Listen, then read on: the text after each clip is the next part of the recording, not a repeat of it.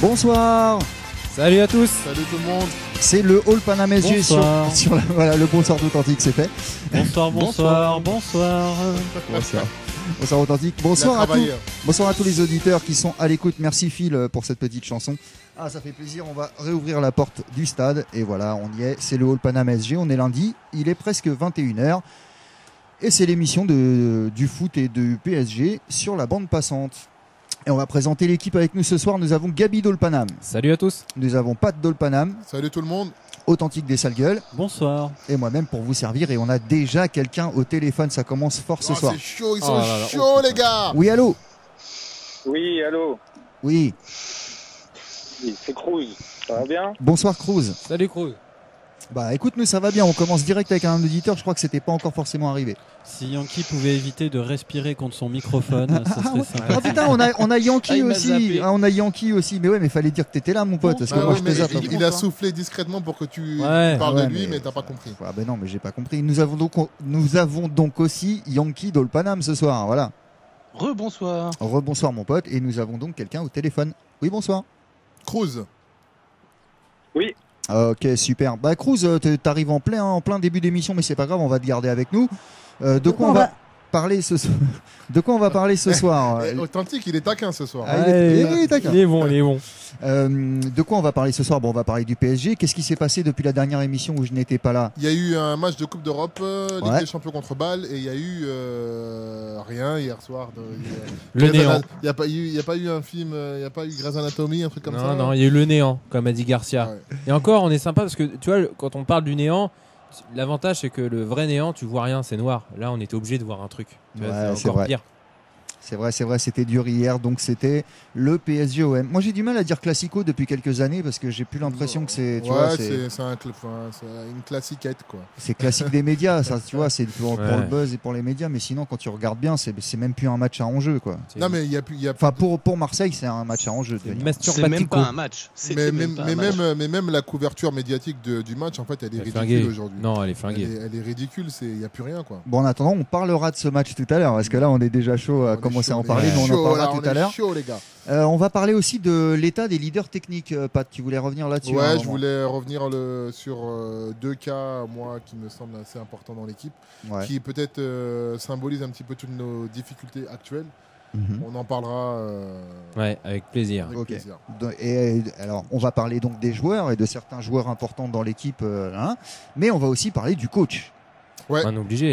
On en parle toutes les semaines, mais bon, faut revenir dessus. On a évoqué le sujet la semaine dernière quand tu n'étais pas là, Rico, avec Gabi, on en a parlé. Ouais. On se demandait un petit peu c'était quoi la patte Emery. On était un peu dubitatif par rapport à. Je te ferai tous les mots de ce genre-là. Bon, on verra ça tout à l'heure. Et on va quand même aussi essayer de discuter entre nous des solutions qui pourraient exister pour que ça aille mieux, quoi.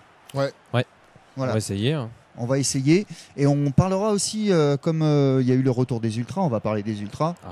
Oui, ça au moins c'est la bonne note de la soirée. Voilà, et pour parler des ultras, on en profitera pour on avait parlé entre nous hors antenne parce qu'on discute entre nous avant cette émission ou même ça nous arrive. Voilà. Et entre nous on s'était rappelé des banderoles qui nous ont bien fait marrer au parc, chose qui n'existe plus de toute façon, qui devrait revenir on espère.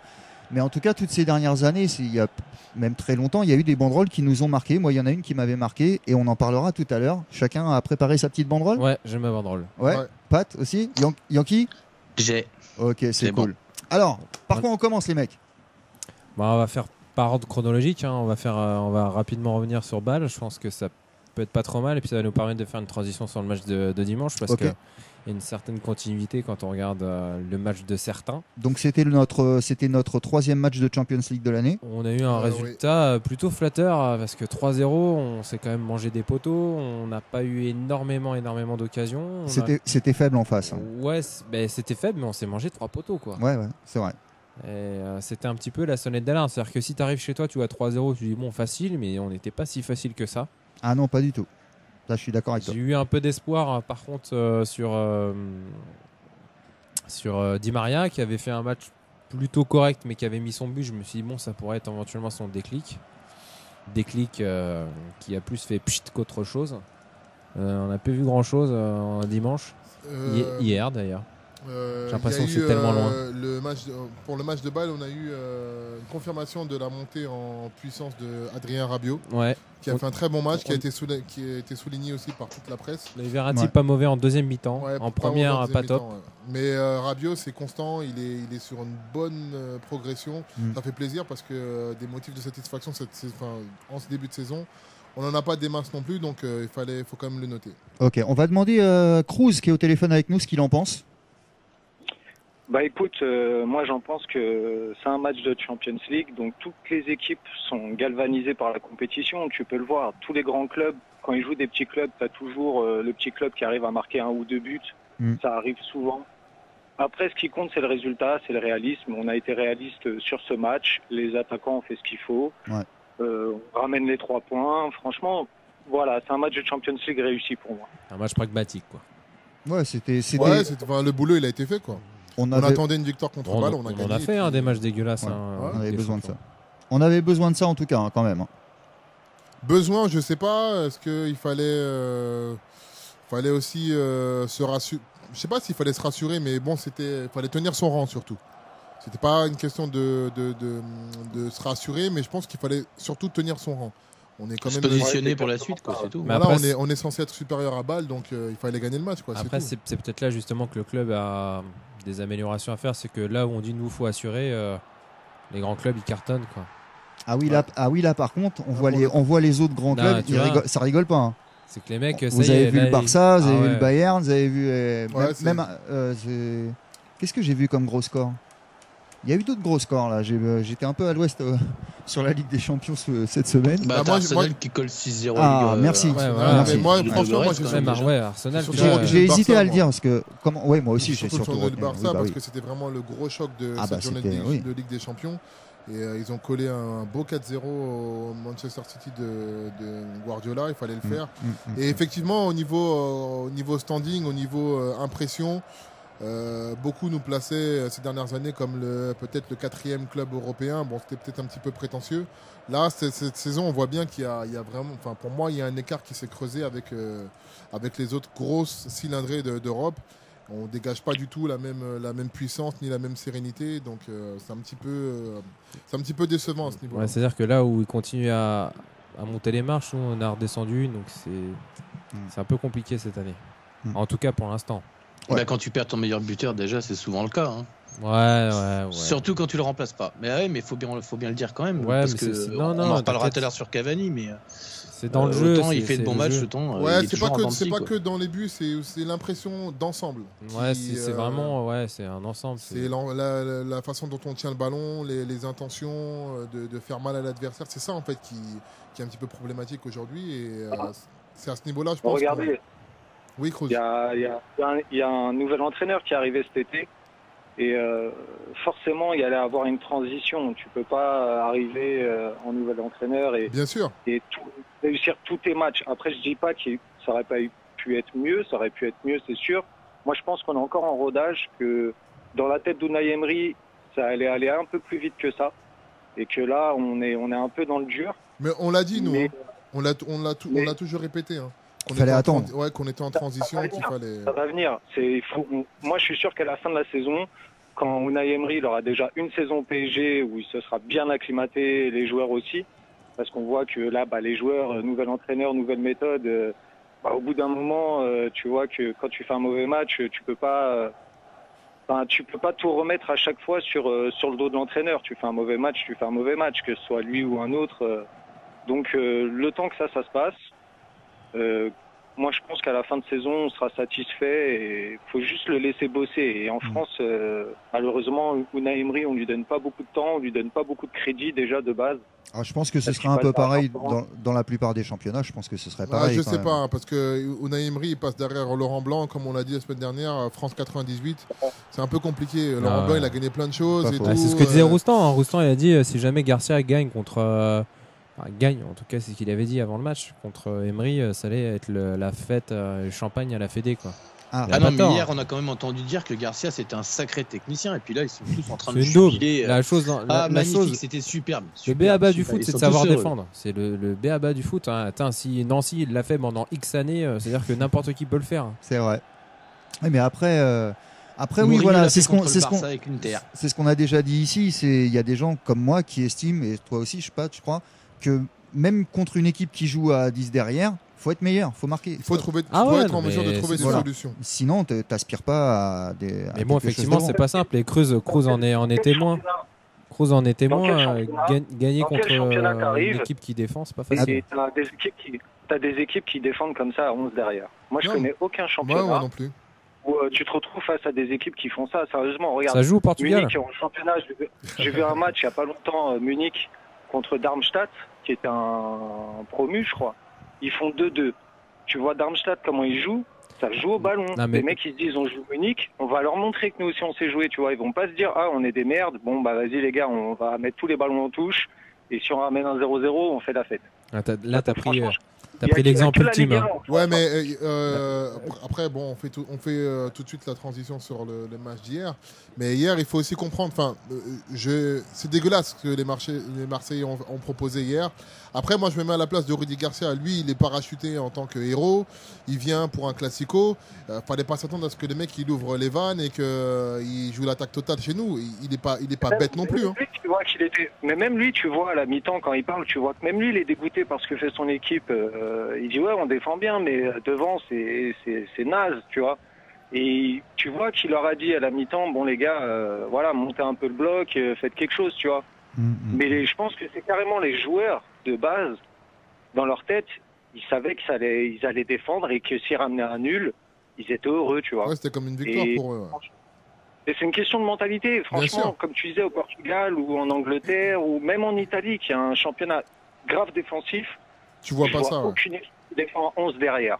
Franchement, je vois pas. Même les petits clubs comme Palerme, des trucs comme ça, où tu vois, ils essayent de faire du jeu. Ils se disent, on joue un gros, c'est l'occasion de montrer que nous aussi, on a du ballon, tu vois. Et en France, le truc, c'est qu'après, dans la couverture, on va dire, ah, match nul, Marseille, c'est un échec pour Paris. T'as pas vu la une de l'équipe ce matin l'OM douche Paris. Franchement, j'ai juste halluciné, quoi. C'était qui a pris l'équipe. L'OM douche Paris. Les mecs, ils sont sérieux, là? Sponsorisé par Lotus. Franchement, mais c'est quoi cette une pourrie? Oui, j'avoue, ouais. Mais ils ont essayé de la vendre, hein, quand même. Ils ont essayé de le vendre, ce match, qu'est-ce que tu veux? Ouais, enfin, que veux-tu? C'est un match un peu particulier. Il y a même un Marseillais sur le chat qui dit l'équipe, c'est des crétins. Ah, c'est beau. C'est pas nouveau. Non, mais de toute façon, c'est vrai que là, en plus, c'est par rapport à ce que est en train de dire ceci sur l'IRC, il faut vraiment en parler.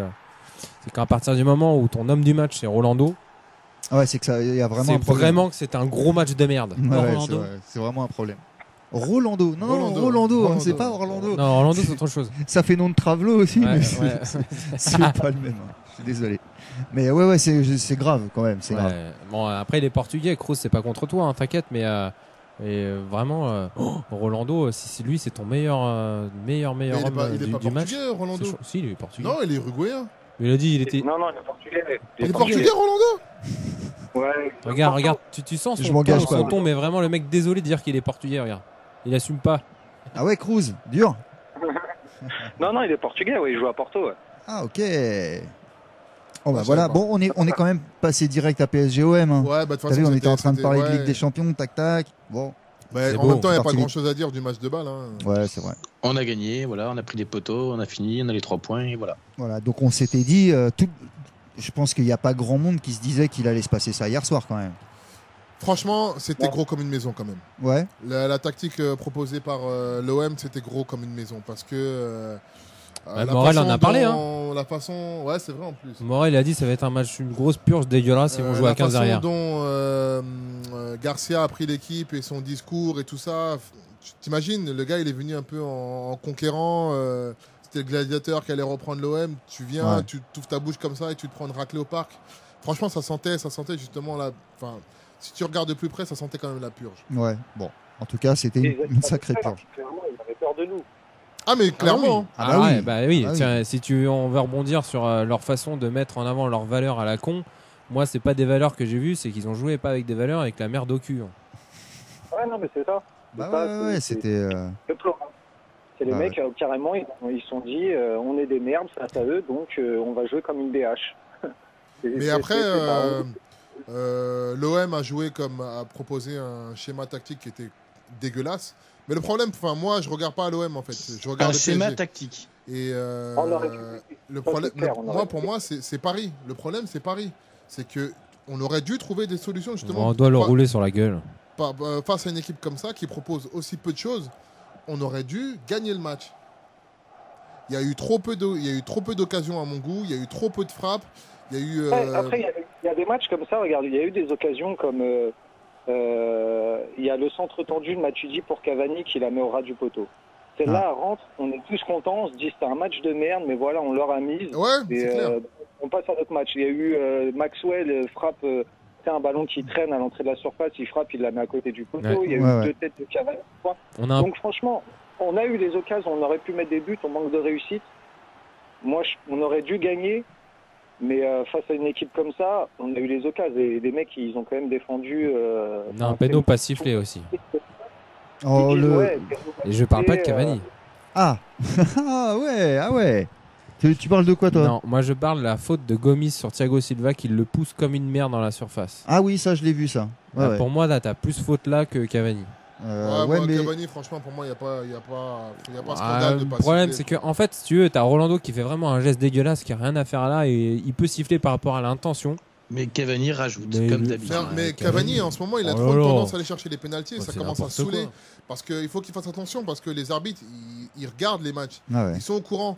Donc le mec, des fois, il va avoir des pénaltys qui sont justifiés. On lui sifflera pas parce qu'il commence à avoir cette tendance à tomber dans la surface. Et c'est pas bon. C'est ce qui ressort de toute façon tous ces derniers temps. C'est pas normal. Normalement, il y a faute. Moi, je suis franchement sur l'action là de Rolando et Cavani. Tu cites. Tu vois bien que même si Cavani se laisse tomber parce que c'est le jeu, voilà. Tu vois bien que Rolando, il se retrouve entre ses jambes en train de lui tacler au niveau du genou. Oui. Ce que je dis, l'intention est vraiment sanctionnable en fait. L'intention elle est sanctionnable, mais Cavani par derrière. Cavani qui lève les bras avant même qu'il y ait enfin tu vois, il a senti le mec derrière lui, il s'est laissé tomber en levant les bras. Il faudrait qu'il soit meilleur comédien quand il se laisse tomber. Non mais c'est vrai. C'est vrai parce que ils se laissent tous tomber tu regardes la majorité des pénaltys, les mecs ils sentent que le défenseur fait un mauvais geste. La plupart du temps, ils se laissent tomber. C'est rare quand il y a vraiment une énorme faute qui fait très mal. Non, mais t'as raison parce que Cavani va pour armer. Il regarde que le ballon. Il va pour armer sa frappe parce que tu vois vraiment son geste et il tombe. Il sent une présence, il tombe. Il sent un truc, il tombe. Et tant qu'on est à parler de Cavani, vous croyez pas que cette année, on l'a peut-être déjà dit, mais ça va être ça en fait. Ça va être Cavani, il va régaler sur un match, il va faire son taf, on va se dire ah ouais Cavani quand même, et puis dès qu'il va merder, ça va être la chèvre. Parce que mine de rien, depuis hier soir, c'est Cavani. C'est exactement ce qu'on a dit la semaine dernière. Voilà, on a regardé le but contre Nancy. Ouais. Non, il exagère, t'inquiète pas. Un super but. Pour moi, c'est un super but. C'est un but d'avant-centre. Contre Nancy. C'est une tête décroisée, non? C'est pas ça? Non, c'est le lob là. Oui, exact. Le mec, il te met un super but et ce qu'on disait avec Gabi la semaine dernière, c'est qu'il va te chier des trucs hyper faciles derrière. Ouais. Mais vraiment, hier soir, c'est le truc facile qui chie. Hein. Ouais, mais c'est clairement. Sur le centre de Matuidi, clairement. Mais du coup, là, il y a un débat qu'on va pouvoir peut-être lancer aussi par rapport à Cavani. Le problème, il est même au-delà de ça, c'est que l'année dernière, tu avais Zlatan, mais tu avais quand même un buteur qui était Cavani sur le côté. Alors avec tout ce qu'il a loupé, etc., et tout ce qu'on a dit, tu veux dire que s'il y avait un buteur en plus qui plantait, le problème c'est que Di Maria il est vraiment à l'ouest. Ah oui, ça hier il était à l'ouest. Le problème c'est que Cavani il a chié, mais le gros problème qui va même au-dessus de ça, c'est qu'on a que Cavani. Ah, donc on en arrive un petit peu au deuxième sujet que Pat voulait aborder, et on peut s'y mêler. C'est faut-il s'inquiéter du niveau des leaders techniques? Clairement, je pointe hier soir, mais pas seulement hier soir. Di Maria, c'est un ensemble. Depuis le début de saison, il n'est pas bon et tout le monde le dit. Et je pense qu'il entend les critiques parce que vu la joie qu'il a manifestée mercredi contre Bâle suite à l'ouverture du score, le mec, il est au courant. Il sait ce qu'on dit de lui, il sait qu'il n'est pas bon. Il n'y a pas que lui. Pour moi, il y a aussi un problème avec Verratti. Verratti, il n'est pas au niveau auquel tout le monde l'attend. Il joue la main dans le froc, Verratti. Verratti, en fait, aujourd'hui, Verratti, non, c'est un ensemble, Fred. Ça fait 2-3 matchs, au minimum 2-3 matchs qu'il est comme ça. C'est un ensemble, regarde bien, depuis le début de saison, on attend tous plus de lui. On attend tous plus de lui. aujourd'hui, Zlatan, il n'est plus là. Donc au niveau du leadership technique, les rôles ils sont un peu répartis sur plusieurs joueurs. On attend Di Maria, on attend un mec comme Pastore, mais malheureusement il est blessé. Mais on attend aussi un mec comme Verratti. Et Verratti, il n'est pas au niveau auquel on l'attend. Je ne dis pas qu'il est mauvais. Je dis qu'il n'est pas au niveau auquel on est en droit de l'attendre. On a besoin d'avoir un Verratti à un niveau bien plus élevé. Je suis d'accord avec toi, c'est vrai. Alors on a une deuxième personne au téléphone. Oui, on a aussi une personne sur Skype. Bonsoir, c'est Cortez, enfin Mehdi. Bonsoir. Salut Cortez. Salut Cortez. Bonsoir Cortez. Salut. Bon, ça va devenir compliqué parce qu'en plus on a quelqu'un sur Skype qui nous a rejoint. Salut Skype. Ouais, bonjour, si c'est Ringio. Ah, j'ai rien compris. C'est Ringio. C'est Ringio, ok. Salut mon pote.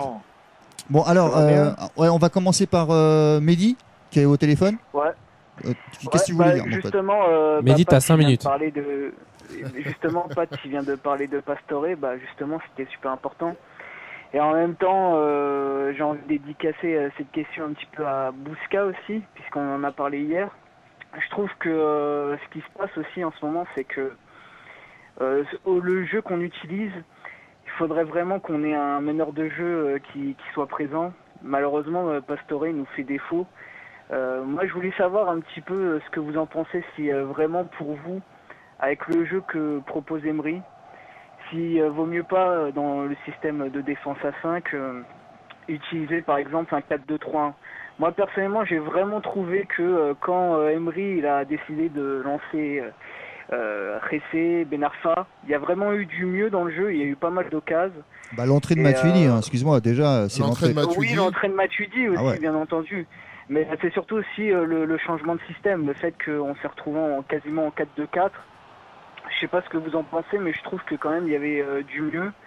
Et je pense quand même que c'est le système, bon je dis pas 4-2-4, mais par exemple un 4-2-3-1 par exemple, ça pourrait être un système mieux adapté face à des équipes dont les défenses sont regroupées. Je pense que ça serait plutôt pas mal, par exemple, à l'utiliser aussi pour le prochain match. Mais si je sais qu'on va affronter Lille. Mais si t'as Cavani... Lille... Ouais. Excuse-moi, Mehdi, c'est vrai, il s'arrête plus, Mehdi, quand il parle. Ouais, c'est pour ça que je lui dis t'as 5 minutes. Non, mais c'est vrai, moi je voulais savoir ce que vous en pensez en fait. Alors moi je suis d'accord avec toi pour le 4-2-3-1, à condition que sur tes côtés de ta ligne d'attaque, sur les deux extrémités, tu aies des joueurs qui soient capables de faire des coups de boutoir en fait sur la défense adverse. Le problème c'est que ces joueurs-là, aujourd'hui, on les a pas. On les a, mais... Ça, ouais. Les latéraux des milieux offensifs. Des milieux offensifs. Il te faut des ailiers. Des ailiers, mais des vrais ailiers. Des mecs qui sont capables de tabasser une défense adverse. Je suis d'accord. Le problème, c'est que ces joueurs-là, tu ne les as pas. Lucas pourrait le faire. Je sais pas. Franchement, je sais pas. Franchement, je sais pas. Lucas, il a pas. Lucas, c'est un mec de contre. C'est un mec de contre qui part dans les cheveux. Enfin, moi, je le vois comme ça. Là, dès que tu as une défense derrière, il retombe dans ses travers à la con, c'est-à-dire revenir dans l'axe, mais vraiment, et puis se manger, parce que c'est là où tu as le plus de monde. Bah oui. Et le problème, c'est que faudrait qu'il déborde pour centrer, mais t'as que Cavani. Bah ouais. Donc ça devient très problématique. Et il te faut des mecs. Pourquoi le Barça, ils s'en sortent à peu près? Bon, déjà, les défenses espagnoles sont un petit peu moins fermées que les nôtres, déjà, pour commencer. Et puis et voilà. Et puis il y a autre chose aussi, c'est que t'as un mec comme Neymar qui est sur le côté. C'est un mec qui peut dribbler et te mettre des buts. Messi, je t'en parle pas, et Suarez devant, voilà. C'est le meilleur neuf du monde actuellement. Donc si tu veux, voilà, quand tu veux jouer en 4-3-3 et en tout cas de cette façon-là, il te faut les joueurs adéquats. Là, on avait le Lucas qui jouait que pour Zlatan, ça suffisait. Et là, ça devient compliqué. Le problème, c'est que je trouve, moi personnellement, Lucas et Di Maria, c'est des très bons joueurs. Malheureusement, Di Maria, il fait pas une saison terrible. On a le Di Maria de Manchester, en fait. Même si je trouve que Lucas s'est amélioré au niveau des stats, etc., et c'est très bien. Moi, personnellement, je peux pas avoir... pour moi, je le considère pas encore comme un titulaire potentiel. Moi, je trouve que personne n'a trouvé sa place en fait à Lucas. Ouais. Il n'est pas bon sur un côté. En fait, je pense que ce mec-là, c'est un joueur qui doit jouer avec une attaque à deux têtes, avec un meneur de jeu derrière. C'est-à-dire que tu as un mec comme Cavani, un peu plus renard que lui, et ce mec-là qui se balade sur tout le front de l'attaque avec un meneur de jeu derrière lui qui distribue des caviars. C'est pour ça que, et puis on en revient aussi sur ce qu'on a un petit peu amorcé tout à l'heure. quand on prend du recul et qu'on repart sur les années précédentes, tu te rends compte que le meilleur ailier qu'on avait, c'était Cavani. Et là, ça commence. Du coup, on commence à se poser des questions parce que c'était quand même le mec qui marquait le plus de buts en étant un ailier. Alors, à propos de Cavani qui marque plus de buts, tout le monde a vu cette stat ce week-end avant le match. Meilleur buteur d'Europe. Ouais, c'est beau. Meilleur buteur d'Europe, Cavani, hier. C'est beau, mais ça, fallait pas le sortir avant le match. Non, mais c'était. Alors là, c'était le coup de Shkoumoun, quoi. Mais oui, mais c'est surtout que on aurait vu ça d'un autre buteur, on serait dit ouais, mais de toute façon, la saison elle est pas finie, c'est pour l'instant, tout ça. Enfin, on se le dit aussi pour Cavani. Ouais, c'est clair. Enfin bon, c'était dans la propagande du match d'hier. Ouais, mais Ben Arfa et Rezé font de belles entrées derrière. Des super entrées. Je trouve aussi. Tu peux dire que tu as peut-être une alternative à remettre peut-être un petit peu Cavani à droite ou sur un côté pour essayer de le faire un peu prendre confiance. On parlait de Ben Arfa. Alors c'est pas du tout Neymar, loin de là, mais il a un profil pour jouer sur un côté. Pour percuter, pour faire des passes, pour dribbler, pour marquer, parce qu'il sait très bien marquer des buts. Donc il peut très bien prendre cette place. Et Ressé a fait une très bonne entrée. Ouais, moi j'étais très bien. Rien ne t'empêche, parce qu'en plus Ressé est meilleur à gauche, il est droitier. Tu peux très bien mettre Ben Arfa à droite et les gauchers ils rentrent, il peut frapper aussi. Après il y a plusieurs possibilités, mais il faut que tout le monde soit en forme. Ouais, parce que le système d'Emery il est exigeant. Il faut qu'un Ben Arfa sur le côté, il faudra qu'il défende. Et est-ce qu'il a le coffre? C'est l'éternelle question avec lui en fait. Est-ce qu'il sera capable de répéter les efforts pour venir défendre et attaquer en même temps? Par contre, tu vois, Lucas, sa suspension aussi. Pas sa suspension entre guillemets. La suspension. C'est sa mise à l'écart parce qu'il s'impliquait pas assez, et justement, sûrement dans ce qu'on lui demandait en rôle défensif à l'entraînement. Ah, Ben Arfa, tu parles? Ouais, Ben Arfa, ouais. Alors moi, je tiens quand même à vraiment lui tirer un grand coup de chapeau parce qu'il a vraiment, je trouve qu'il a vraiment mûri, il a vraiment changé, Ben Arfa. On s'est foutu de sa gueule en début d'année avec ses entraînements, mais vraiment naze. Mais le mec fait pas de vague. Le gars, il a vraiment perdu du poids, ça se voit. Il est beaucoup plus tonique, beaucoup plus explosif. Tout le monde s'est un petit peu foutu de lui contre Bâle, mais par rapport aux 5 dernières minutes de son échauffement, mais il faut pas oublier que le mec a commencé à s'entraîner à la mi-temps. Donc au bout d'un moment, t'en as un peu marre de t'échauffer, ça je peux le comprendre aussi. Et le mec, il fait pas de vague. Il a pris son coach perso, il bosse. Moi, franchement, j'ai un gros coup de chapeau parce que comme il l'a mis sur Instagram, pour ceux qui ont vu, il y a quelques années, il avait refusé de rentrer quand il jouait à l'OM contre le PSG. Et là, il dit que 15 secondes, il serait ravi et il pourrait faire la différence et marquer un but. Et j'allais en parler en plus. Donc je trouve qu'il a vraiment évolué. Donc on a peut-être quelque chose à faire avec Ben Arfa parce qu'en 10, ok, il n'y avait pas Pastore, mais il a pu prendre sa place. Ouais. Après, une fois que tout le monde est en forme, si tu mets Pastore, Ressé, Ben Arfa, tu as quand même du technique avec Verratti et Mota éventuellement derrière. Je dis ça, mais Rabiot a vraiment sa place dans ce 11 parce qu'il est vraiment énorme en ce moment. Rabiot, il est en train de tout bousculer. Et il fait chier Emery, je pense. Dans le bon sens du terme, mais Rabiot, c'est un monstre en ce moment. Mais voilà, après, tu as quelques joueurs qui, tu as vraiment l'impression qu'ils sont rentrés dans cet esprit d'Emery, parce qu'on en a parlé, on parlait d'Emery tout à l'heure. Tu as Ben Arfa moi j'ai vraiment la sensation qu'il a compris ce qu'il fallait faire. Tu as Rabiot. Le mec, il a vraiment tout compris. T'as Mota qui s'est remis en question quand il a mangé du banc là dernièrement. Ouais, c'est vrai. Par contre, après, t'as des mecs comme Verratti qui font moi je trouve, en tout cas sur le match d'hier, qui fait un peu sa diva. Pourtant, après, il faut remettre dans le contexte parce que sur l'IRC, on se fait pas insulter, mais on se prend un peu des bâches parce qu'on parle de Verratti. Mais il faut comprendre une chose, c'est l'un des joueurs, si ce n'est le joueur le plus talentueux qu'on ait dans notre effectif. Ouais. Donc c'est normal, malheureusement, qu'on soit aussi exigeant envers Verratti. Il peut faire tellement de choses. De toute façon, on est le PSG, c'est normal qu'on soit exigeant envers nos joueurs. Et puis surtout Verratti, il a vraiment tout ce qu'il faut. Verratti, il a changé de statut clairement au sein de l'effectif et il faut qu'il assume son nouveau rôle. Enfin, moi, c'est mon avis. On ne peut pas se contenter d'un Verratti en demi-teinte comme ça, c'est pas possible. Allô. Oui, allô, c'est Ringo. Oui, voilà, c'est Ringo. Moi, je voulais juste donner un petit avis. Ça faisait un petit temps que je venais plus sur la bande poussante. Et ouais, mon pote. Juste pour une info, pour moi, je veux prendre le cas de Verratti de Cavani. Cavani, déjà, je le trouvais beaucoup plus talentueux du temps qu'il était à Naples. Alors qu'à Naples, il n'avait pas des joueurs qui étaient aussi précis au niveau toucher et passe de balle. Là, en l'occurrence, il y a Di Maria d'un côté, Lucas de l'autre, donc il a aujourd'hui, on va dire qu'il a des joueurs plus talentueux à sa disposition. Hamsik, elle avait dit, c'est plutôt pas mal quand même derrière toi pour jouer au foot. Hein. Ah ouais. Hamsik avait sorti des grosses saisons. C'était un boulet. Hamsik, je regarde tous les week-ends le championnat italien. Pour moi, Hamsik, c'est pas un joueur exceptionnel. Il n'est pas dans la continuité. Ouais, je suis d'accord. Il avait fait un coup critique cette année-là. On peut le dire. Enfin, moi, je trouve pas trop, mais bon. Je te trouve dur quand même avec le Naples. Il avait beaucoup plus de difficultés, on va dire, face à lui en Italie que ce qu'il a aujourd'hui au Paris Saint-Germain. Et puis il mettait des buts de folie. Hein. Il a mis des beaux buts. Voilà. Parce qu'il faut pas comparer en Italie. Ok, que le niveau italien a diminué depuis quelques années, mais les défenses, ça reste les défenses. On l'a bien vu à la Coupe d'Europe. Attention, pas contre le PSG. Pas contre le PSG. Non, mais il parle de l'Italie. Il parle de l'Italie. Tactiquement, l'Italie, c'est quand même au-dessus. Non, je parle de Cavani quand il joue en Italie. Ah oui, là, il était confronté, on va dire, à des défenses 60% des matchs, 70% des matchs, à des défenses bien regroupées, tactiques. Ici, je ne vais pas critiquer les défenseurs qui jouent dans la Ligue 1. Bah, tu peux, fais-toi plaisir. Lâche-toi. Quand c'est Rolando ton meilleur homme de match, fais-toi plaisir.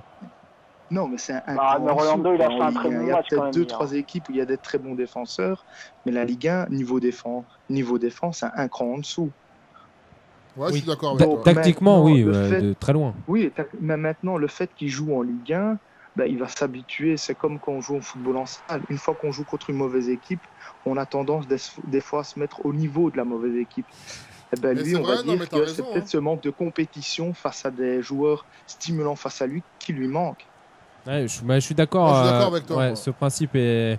Mais le souci, c'est que tu vois, quand ça joue contre Monaco, là, il n'y a plus personne, quoi. Enfin, on a été nuls contre Monaco. Ah bah là, va falloir attendre. Monaco, on a été nuls contre Toulouse. On n'est pas bon contre l'OM. Ça commence à faire beaucoup quand même. Ouais, Arsenal, on a été bon. Cavani justement sur ce match, il a mangé la feuille, mais on a été bon. En fait, quand tu regardes sur le contenu, le meilleur match qu'on a fait contre une grosse équipe, c'est Arsenal. Contre une grosse équipe, oui, c'est Arsenal. C'est Arsenal, c'est sûr.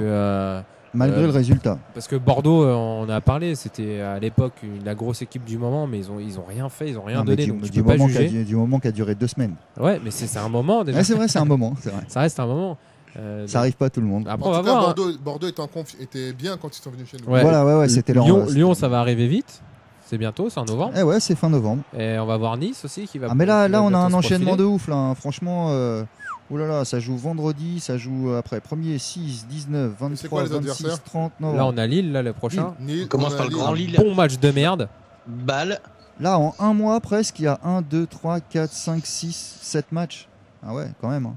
Alors, dans l'ordre, on les fait dans l'ordre. Alors, le premier, c'est le déplacement à Lille. Donc, c'est vendredi soir. Ouais. Ensuite, c'est déplacement à Bâle. Là, dans la même semaine. Ensuite, on reçoit Rennes. Une semaine après, un peu plus. Là, il y a 13 jours, on reçoit Nantes. Et après avoir reçu Nantes, on va à Londres. Voilà. Et après Londres, 3 jours après aller à Londres, on va à Lyon. Ouais, c'est ça. Donc, on va à Lyon, c'est à Lyon. Ouais, c'est à Lyon. Ouais, après ils vont devoir se déchirer aussi eux pour essayer de se qualifier. Hein, donc. Ouais, mais. Ils seront fatigués aussi, je pense. Tu joues chez toi, ça enlève la fatigue pour moi. Ça va s'enchaîner, les matchs. Fatigués. Mais après, là, pour le coup, je trouve après chez nous, c'est vrai que c'était un peu différent. On leur a mis quoi, 5-1 l'année dernière à la maison. Qui ça? Lyon. 5-1, 4-1, 5-1. 5-1. Il a joué contre la Juventus. Le Paris Saint-Germain va avoir très difficile. Hein. Ouais, moi je pense aussi. Hein, parce que Lyon ils ont a pas quand même si mauvais match que ça contre la Juve, hein, les Lyonnais. Ils ont raté, ils ont gâté, mais ils ont eu la chance qu'ils avaient à garder. Hein. Ouais, non, mais de toute façon, Lyon, même si là ils ont fait un match encore pété contre Guingamp, ils vont faire chier. Mais contre nous, de toute façon, ils feront leur match contre nous. Aulas, il échauffe tellement, parce que le trophée des champions, c'est préparation, faut pas oublier. Bah oui. Il échauffe tellement Aulas que les mecs ils vont se transcender. Et puis comme tu dis, contre la Juve, ils ont fait un bon match. Ils ont été chiants. Je pense qu'ils vont être chiants à jouer dans leur parc OL. Dans le parc. Au parc. À chaque fois que tu as Aulas qui parle, il dit toujours au parc. OL. Il se reprend après. Attends, j'en profite vite fait. Cruz. Oui. Ouais, Cruz et Cortez. Oui. Bon les mecs, on va juste raccrocher Cruz, excuse-moi mon pote, comme ça libère la ligne pour quelqu'un. n'y a pas de souci. Et puis tu nous rappelles à la prochaine. Ouais, merci d'avoir appelé mon pote. Cruz, ça fait à bientôt. À bientôt, Cruz. Ciao. Vous pouvez faire comme lui, nous appeler 01 77 62 40 22. Une fois qu'il est plus à l'antenne, il reste une ligne. On a toujours Cortez avec nous d'ailleurs au téléphone. Ouais, il a eu ses 5 minutes là, c'est bon. Ouais. Bon, toi, tu sens comment la suite des matchs là? Bah, je sens, comme j'allais dire, en fait, le prochain match à Lille, je pense qu'on va avoir un petit peu le même topo que Marseille, je pense, au niveau de l'équipe adverse. Ouais, ça va jouer serré derrière. Ils sont un peu malades, là, au niveau points. Après, le déplacement difficile, je vous en avais déjà parlé, au Parc Saint-Jacques contre le FC Bâle, mais c'est parce que vraiment, au niveau ambiance, les supporters, ils sont là pour bien motiver les joueurs. Après, je pense quand même qu'on va faire le taf. Après, pour les prochains matchs, moi, je suis encore positif pour Arsenal et Lyon. Tu l'étais beaucoup moins hier soir. Ouais, mais ça, tu me connais, je fais toujours exprès, ça. T'en fais pas. Okay. Non, mais moi, je suis toujours positif pour Arsenal et Lyon.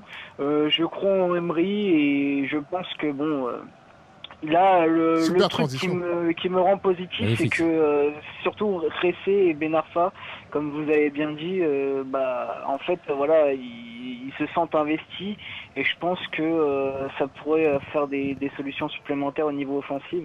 Parce que c'est vrai que Emery, en ce moment, il alignait souvent les mêmes. On retrouvait souvent Lucas, Di Maria. Au bout d'un moment, la fatigue se ressent, surtout pour Lucas. Qui est moins à blâmer que Di Maria, parce que c'est vrai que Lucas il fait pas mal le taf en ce moment. On en a déjà parlé tout à l'heure d'Emery un petit peu, mais au final si on creuse un peu entre nous là, finalement, on en est où d'Emery là? C'est difficile de voir ce qu'il veut amener comme jeu, comme. Moi hier j'ai pas vu du Emery déjà, j'ai vu du Laurent Blanc. On est d'accord, c'était de la passe. Ça avance pas. Ça jouait à la baballe, c'était pénible à regarder, franchement. C'était vraiment pénible. Là, mais tu voulais faire quoi contre une défense regroupée comme ça? Tu trouves des solutions, Tu dois trouver des solutions. C'est exactement ce que j'allais dire. Tu peux essayer de les faire sortir comme tu veux, mais les mecs, quoi qu'il arrive, ils mettaient même pas une pointe devant. Même Gomis défendait. Tu dois mettre des mecs techniques. À partir du moment, regarde, le simple fait d'avoir écarté le jeu hier posait des problèmes à l'OM. Le simple fait d'avoir écarté. Donc, il fallait mettre les joueurs adéquats hier. C'est sûr. Tu vois tout de suite, effectivement, avec la rentrée de Ressé. Il fallait pas 10 ans pour comprendre que Di Maria n'était pas dedans hier, quoi. Mais après, il fallait mettre quelqu'un de plus rapide et qui soit précis, parce que les pertes de balles de Di Maria hier, c'était juste honteux. Ouais, mais c'est vrai que son match contre Bâle, il a pas fait un match extraordinaire, mais il a quand même. C'est quand même un mec en forme. Il peut te faire un truc venu d'ailleurs, en tout cas une passe qui est assez énorme. Là, mais attends, là il n'y a pas que Di Maria qui est. Non, mais c'est parce qu'il parlait de Di Maria. Avant de sortir Verratti, tu sors d'abord Di Maria. Tu sors pas Verratti. Ouais, mais sauf que Di Maria, comme Gabi il l'a dit, Di Maria il peut te claquer un but, il peut te sortir une action qui va être décisive. Hier, Verratti ne foutait rien sur le terrain, c'est-à-dire qu'il ne proposait même pas une solution pour pouvoir mettre ses coéquipiers sur orbite. Et il était là le problème, c'est qu'il fallait que tu fasses rentrer un joueur qui te permette, ne serait-ce que de faire un décalage, ce que Verratti faisait pas. Il y a de la magie dans les pieds de Di Maria, donc Di Maria il pouvait encore te faire quelque chose. Bon, après il l'a sorti parce que voilà. Il est flingué. La magie hier je l'ai cherché. Ouais, mais autant j'adore ce joueur. Moi j'aurais fait comme lui. J'aurais sorti Verratti d'abord. Comme lui. Dans le jeu, c'est ce qui semblait le plus logique, quoi. Tu vois, on en a parlé. J'ai deux choses à dire. Donc, effectivement, là, moi, je pense Emery a fait les changements qu'il fallait faire. Mais en tout cas, pour le changement de système, c'était beaucoup trop tard. Il fallait faire beaucoup plus tôt. Ben Arfa, il a fait vraiment une très bonne rentrée. Même Ressé, même Matuidi. Moi, sur les changements, franchement, j'ai pas grand chose à dire. Mais pour sa défense, sur le fait que ce soit tardif, si on regarde les dernières rentrées qu'ont fait Ressé et Ben Arfa, c'était pas fabuleux au point de pouvoir se dire, ok, ils vont nous coller la mi-temps qui va nous sauver, quoi. Non, mais bien sûr. Après, on peut avoir des regrets après match. Oui, mais s'il les fait rentrer, c'est qu'il pensait vraiment qu'il pouvait apporter quelque chose. Après, pourquoi pas les faire rentrer plus tôt? Là-dessus, je suis d'accord avec toi. Mais moi, Di Maria, s'il avait fait un match archi flingué contre Bâle et qu'il marquait pas, je sais pas s'il l'aurait fait jouer, tu vois. Parce qu'il a peut-être dû se dire, c'est bon, il retrouve peut-être un peu de confiance, etc. On va peut-être se le tenter. Di Maria, en forme, c'est un mec, tu peux pas t'en passer, mais c'est pas le cas. Après, t'as un mec comme Ressé, mais il a été blessé, il revient, on lui a tous plus ou moins déféqué dessus avec ces matchs qu'il a fait. Ah ouais, et son reggaeton. Et son reggaeton. Ben Arfa qui a fait des rentrées qui n'a pas été top, qui avait des problèmes aussi physiques. Ouais. Donc au bout d'un moment, ok, il faut qu'on trouve des solutions, mais si tout le monde était à 100%, là on pourrait débattre des heures, mais là, maintenant on en parle après coup. C'est un peu plus simple, c'est clair que c'est plus simple, mais quand tu regardes avant, il est pas, son choix de 11 il est pas si dégueu. Moi, tout le monde en forme, moi je mets ni Lucas ni Di Maria, donc tu vois. Si tout le monde pète la forme. Si tout le monde pète la forme, je les mets même par rapport au jeu qu'on a. Par rapport au jeu qu'on a, je les mets pas. Déjà, je mets Pastore. Bah ouais. Si je dois mettre Di Maria avec ce que veut faire Emery, je le mettrais plus au milieu, tu vois. Par rapport au jeu qu'il propose. Après, bon, ça reste mon avis. Hein. J'en ai pas fait mon métier, mais moi, je me mettrais plus, tu vois, dans ce schéma-là. Oui, allô. Oui, allô. En parlant de Pastore, vous feriez pas un petit lien avec Menez? Moi, je trouve d'un côté Pastore, c'est un peu comme Menez, quoi, un grand talent, mais vraiment pas dans la continuité. Tous les deux, ils sont vraiment pas dans le continu. T'es dur avec Pastore, parce que Pastore, c'est les blessures qui l'ont freiné. Je suis dur avec. Pourquoi? Parce qu'on sait de quoi ils sont capables, ces deux joueurs-là. Comme Menez, je l'ai vu jouer à l'AC Milan. Dans les premières années, il explosait tout. Puis quand il voulait rien foutre, c'était un gros zéro sur le terrain. Je te le mettrais plus Menez, Ben Arfa, du coup, tu vois, parce que je trouve que Pastore, il a un autre souci, c'est que Pastore, dans un match, il est desservi par son physique, lui. Déjà, il est blessé, mais dans un match, le mec, il te tente énormément de choses et des trucs difficiles, notamment au niveau des passes. Et parfois, il te fait des choses qui sont vraiment très compliquées. Ah ouais. Donc, si tu veux, comme tu dis, il est régulier, mais il tente des choses très compliquées parfois. Donc, c'est vrai que c'est pas évident. Alors, je crois qu'on Il manque 1 ou 2 kilos aussi. Ouais. Surtout 1 ou 2 kilos. Ouais, mais moi, sur l'année où il est revenu, là, c'est l'année il y a 2 ans, où il fait une grosse saison avec Laurent Blanc. Ouais, c'est la deuxième saison de Laurent Blanc. Physiquement, il était très bon. Il a été régulier. Physiquement, il se faisait moins bouger, il était plus tonique, il était vraiment pas mal du tout. Il te sort un match énorme à Chelsea, énorme, tellement énorme que même Thiago Silva dit que c'était lui le meilleur joueur de l'équipe. Ah oui. C'est pas quand Ibrahimovic avait eu la carte rouge, là? Ouais, c'est ça. Si, c'est ça. Ah oui, ça, je m'en souviens, terrible ce match-là. Là, franchement, c'est vrai. Il avait fait une saison de malade. C'est vrai. Et on a excuse-nous Ringo, on a une autre personne au téléphone. Allô? Oh.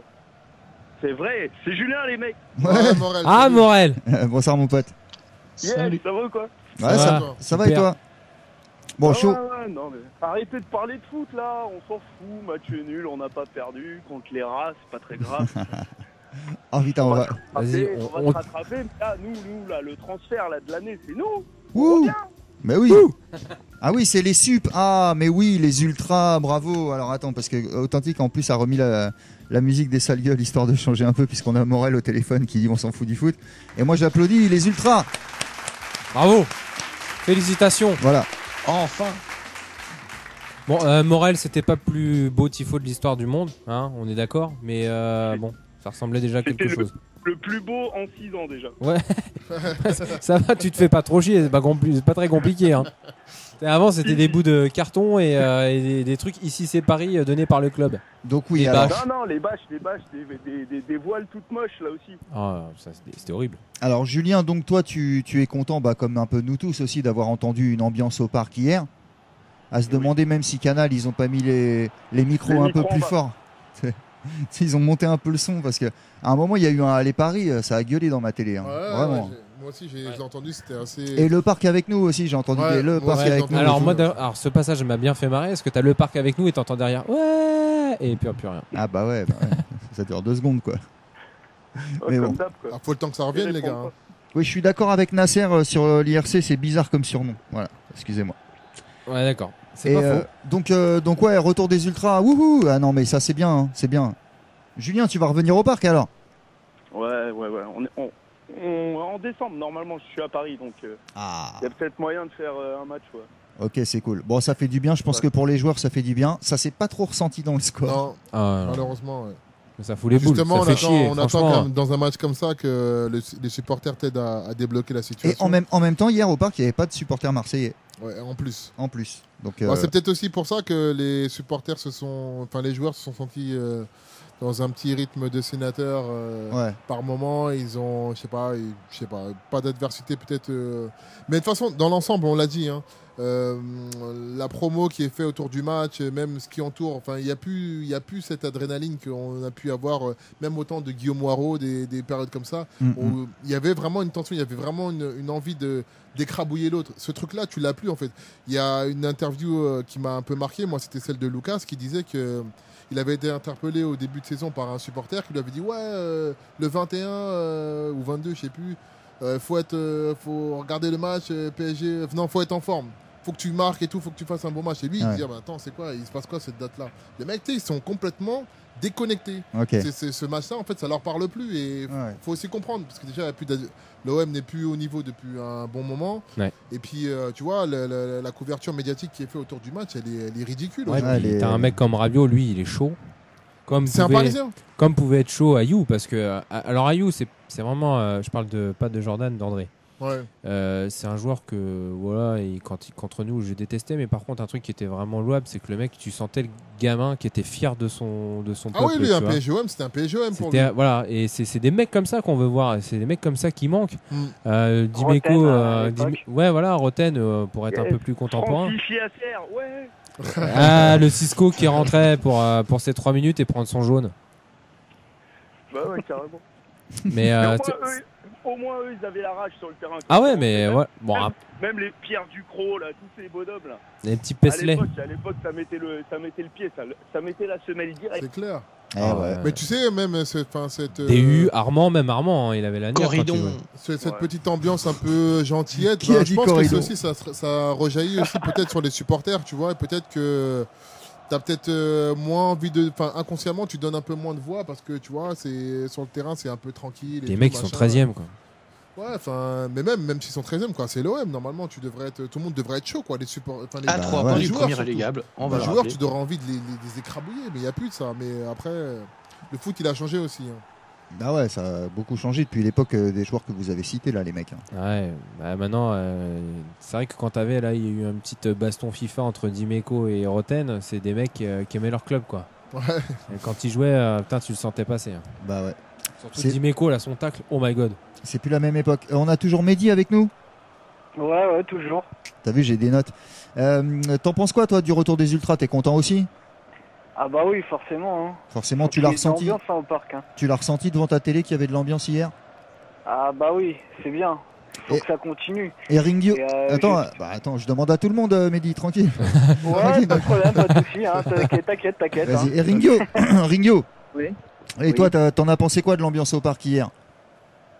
J'ai pas regardé beaucoup, j'ai juste regardé 15-20 minutes de l'ambiance. Voilà, il y avait une bonne ambiance. C'était beau.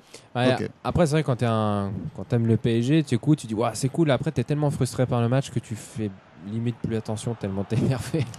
Moi, c'était ça en tout cas. Si j'avais été au parc, j'aurais été fâché. Hein. Vraiment, énervé. Je l'aurais eu mauvaise. Ah ouais, je l'aurais eu mauvaise. C'est clair, tu te déplaces pour ça, franchement. Déjà, je serais parti à la 85e. Bon, en même temps, on est dégoûté, mais il fallait bien aussi que la série contre l'OM, elle s'arrête. Elle allait bien s'arrêter à un moment ou à un autre. C'est dommage que ça s'arrête chez nous, qu'on ait fait un. J'ai vu. Faut les piner là-bas, par contre. Faut qu'on pine là-bas. Voilà, il faut pas que franchement, pour la fierté, il faut pas que le bilan de la saison fasse que on a pris un point contre l'OM, quoi, tu vois. J'ai vu une petite image sympa sur Twitter, je crois, avec 2-3 trucs qui n'existaient pas la dernière fois que Marseille a battu Paris. Je sais pas si vous avez vu ce truc. Ah non, j'ai pas vu. Ouais. La dernière fois que Marseille a battu Paris, PNL n'existait pas, par exemple. Tu vois. Des petits trucs comme ça, faudrait que je retrouve. C'était Troll PSG, je crois, le blast du compte Twitter. C'était il y a longtemps. Ah ouais, putain, la vache. Donc on est déçu du match d'hier, mais de toute façon, là, on est dans une phase de suprématie niveau résultat. Hein, je suis désolé. Hein. Ouais, c'est sûr. Ouais, sans compter de pas avoir perdu, sans compter ça. Le grand 8 de l'époque Paoletta, etc. Ouais, non, mais ça fait deux séries dans les temps modernes dans la tronche. Ça mais bref, effectivement, comme dit Poète là sur les RC, ça fait chier la série s'arrête contre une équipe, en tout cas de l'OM, aussi flinguée que celle-là, quoi. Putain, ils ont pas fait un seul tir. Ouais, ils n'ont pas vu ça depuis 10 ans côté de Marseille. Ça, c'est la honte. C'est affolant. Alors déjà qu'ils nous ont fait le coup de aucun point en Ligue des Champions. Ils sont bien dans les records de. À jamais les premiers. À jamais les premiers, les mecs. Bien joué, les mecs. On va leur faire une médaille. Ah ouais, je vous jure. Bon, en tout cas, le retour des ultras. On voulait parler d'un petit truc. Qu'est-ce qui nous reste dans le menu là? Tiens, attends, je regarde un peu. Les bâches. Ah voilà, ouais, Julien. Qui nous ont fait plaisir là. Ouais. Ah, les banderoles qui nous ont fait plaisir. Bon, je commence par la mienne. Vas-y. Celle qui m'a donné l'idée d'en parler. C'était au Parc des Princes. Je crois que c'était en 2003. C'était PSG Bastia, premier match de la saison. Et transfert de l'année.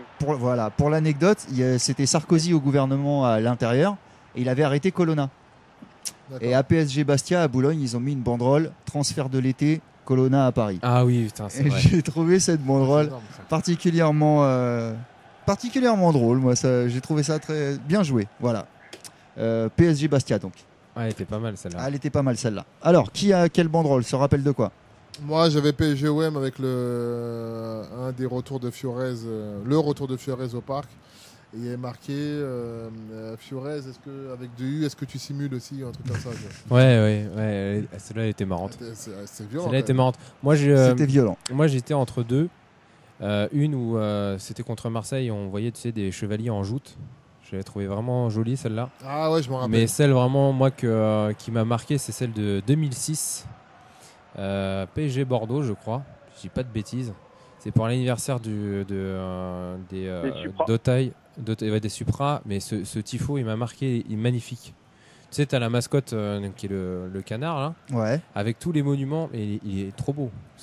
Franchement, il m'a marqué celui-là parce que j'en ai vu des tifos. On en a eu des très beaux, même du côté de Boulogne, il y en a eu des très jolis. Mais celui-là il est magnifique, où t'as les yeux avec les bougies sur le parc. Mais celui-là il m'a marqué, il m'a vraiment marqué. Et la banderole en dessous, elle a été faite au graffiti par des mecs des Supra pendant l'échauffement des joueurs en fait aussi. Ah ouais, carrément. Si vous vous rappelez, s'il y en a qui étaient au parc, il y avait des mecs qui étaient en train de graffer la bâche en bas avec le message. Ouais. Ah, c'est une autre époque, hein, ouais, avec les monuments de Paris et tout derrière. Les monuments, c'était celle-là, elle est magnifique. Ah, magnifique. Boulogne en a fait des quelques-unes qui étaient pas mal du tout. Ouais. Mais moi, celle-là m'a vraiment marqué. Ok, pas mal. Yankee, t'en avais noté une, toi? Ah, moi j'en avais une. J'avais Dehu, Fiorez, Sana, Mbami, la liste des putes s'allonge. Anigo, ouvre ta maison close. Ah, celle-là, je l'avais kiffé. J'hésitais aussi avec Ribéry, Carglass répare votre visage en moins de 15 minutes. Ouais, c'est vrai, je l'avais oublié celle-là. Sur Ribéry, elle était lourde quand même. Les mecs, ils sont violents quand même. Mais c'est le folklore. C'est le folklore. C'est comme crier arbitre enculé, Marseille on t'encule. C'est dans le stade. Quand je dis ils sont violents, je suis pas en train de faire du Peggy 16 ou des trucs comme ça. Tu vois, ouais. Les mecs ils hésitent pas, tu vois, ils te rentrent dedans quoi.